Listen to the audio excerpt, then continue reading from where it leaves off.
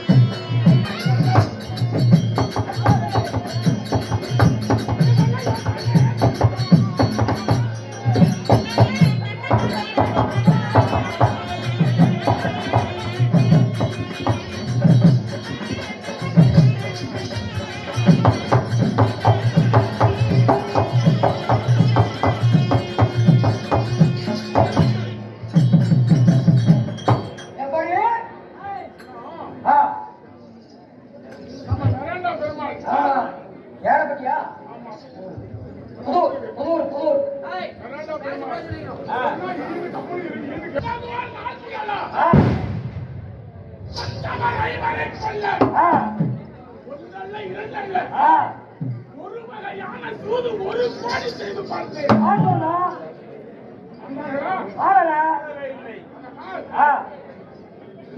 பாண்டவனாகிய ஐவரும் மடிந்து விட்டால் நாம நிறுவனி பண்ணலாம்.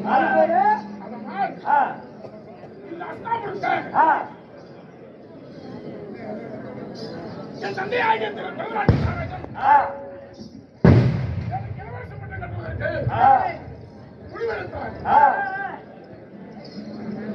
நமக்கு பிறகு நம்ம மகன் துரியோதனன் இந்த அஸ்தாபுரத்துக்கு இலவசம் பட்டோம் என்று எனக்கு இலவசம் பண்ண கட்டுவதற்காக முடிவெடுத்தார்.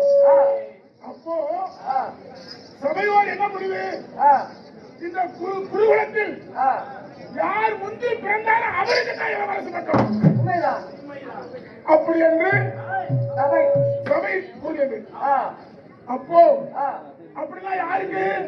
தர்மராஜனுக்கு இல்ல இளவரசு பட்டம். அவன் உயிரோடு இருந்தா தானே. அதனால பஞ்சவர் ஐவரை கொல்ல ஒரு ஆலோசனை சொல்லுமாமா. பாண்டவரை கொல்ல பகர்வாய் ஒரு வதனை மருமகனே எல்லாம் செய்த ஐவரை கொல்ல முடியும். இந்த குருகுலத்தில் யார் முதலில் உதிக்கிறார்களோ அவர்களுக்கு தான் இளவரச பட்டம். எப்படி என்றால் விதிவசத்தின் காலத்தில் அவர் சித்தப்பா மாட்டு படுத்திருந்தார். உனக்கு தந்தை அரியாசனத்தில் வந்து அரசாட்சி பண்ண வந்தார். துரியோதனன் உனக்கு ஒரு வருஷத்துக்கு மூத்தவன், நீ ஒரு வருஷத்துக்கு இளையவன். அதனால் முந்தி பிறந்த தர்மராஜா தான். சரி, தருமன் உனக்கு ஒரு வருஷத்துக்கு முந்தி பிறந்தவன்.